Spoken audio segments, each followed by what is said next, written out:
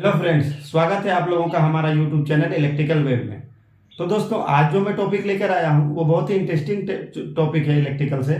कभी आप लोगों ने सोचा है कि वोल्टेज जो है हमेशा 6.6 केवी, 11 केवी, 33 केवी, 132 केवी ऐसा क्यों होता है, यानी कि मल्टीपल ऑफ 11 क्यों होता है? तो आज मैं इसी टॉपिक के ऊपर डिस्कस करूंगा कि आज हम लोग जानेंगे कि वोल्टेज हमेशा जो होता है इस टाइप में क्यों होता है।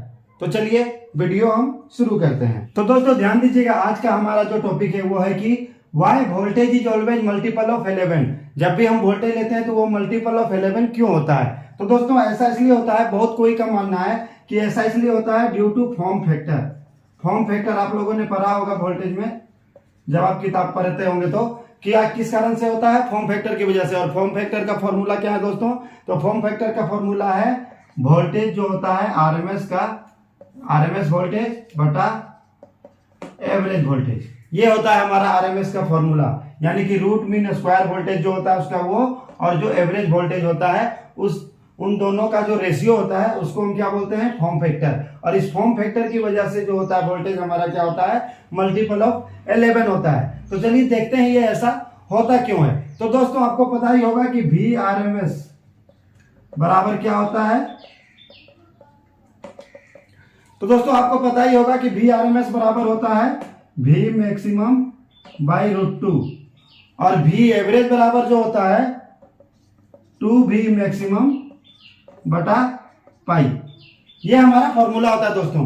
वी आरएमएस बराबर होता है वी मैक्सिमम बाई रूट 2 और वी एवरेज बराबर होता है 2V मैक्स बाई पाई। तो इसको जब हम इस हिसाब से कैलकुलेट करेंगे तो हमारा क्या हो जाएगा? वी मैक्सिमम बाई रूट 2 अब पाई आ जाएगा 2V मैक्स बटा पाई।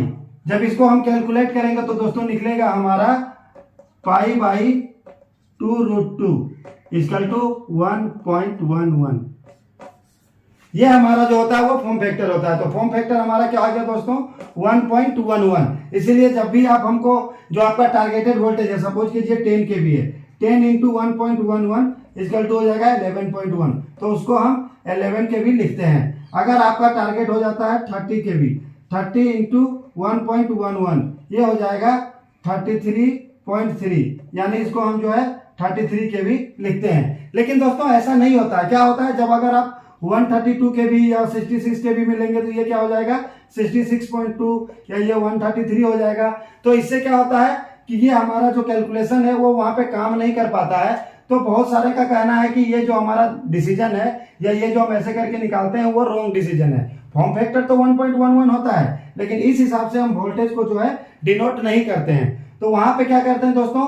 वहां पे हम क्या करते हैं कि जो वोल्टेज है, बहुत कोई का कहना है कि वोल्टेज जो है वो लॉस होता है। जब भी आप एक जगह से दूसरे जगह ट्रांसफर करेंगे तो वोल्टेज क्या होगा? डाउन होगा, लॉस होगा। तो इस जगह पे हम लोग क्या करते हैं? 10% जो है लेकर चलते हैं वोल्टेज को, जिसकी वजह से हमारा लॉसेज जो है वो मिनिमाइज हो जाए, वहां पे आ जाए, जितना हम टारगेटेड वोल्टेज जो रखे हैं वो वहां पे मिल जाए। तो इसलिए ये 10% लेकर चलते हैं, जिसकी वजह से अगर आपको 10 केवी लेना है तो इसका 10% हो जाएगा 1 हो जाएगा, इसके लिए हमको 11 केवी वहां पे वोल्टेज सेट करके चलना पड़ता है। तो जो टारगेटेड जगह है वहां पे हमको 10 केवी वोल्टेज मिल जाए। इसी तरह अगर आपको 30 केवी लेना है तो इसका 10% 3 हो जाएगा, तो हम 33 केवी वोल्टेज को जनरेट करते हैं। वैसा ही दोस्तों 120 केवी अगर आपका वोल्टेज है तो उसका 10% हो जाएगा वहां पे 12 केवी, तो हम 132 केवी जो है लेकर चलते हैं। तो दोनों यहाँ पे दो मत है। एक, या तो आप 10% वोल्टेज को आप कंपनसेशन मान के चलते हैं, और दूसरा जो है वो फॉर्म फैक्टर भी काम करता है। तो दोस्तों देख लीजिएगा, इंटरव्यू में बहुत ज्यादा ये क्वेश्चन पूछा जाता है। फिर मेरे चैनल पे बने रहिए, आगे भी कुछ इस तरह इंटरेस्टिंग वीडियो लेकर आऊंगा। तब तक मेरे चैनल पे बने रहिए। धन्यवाद।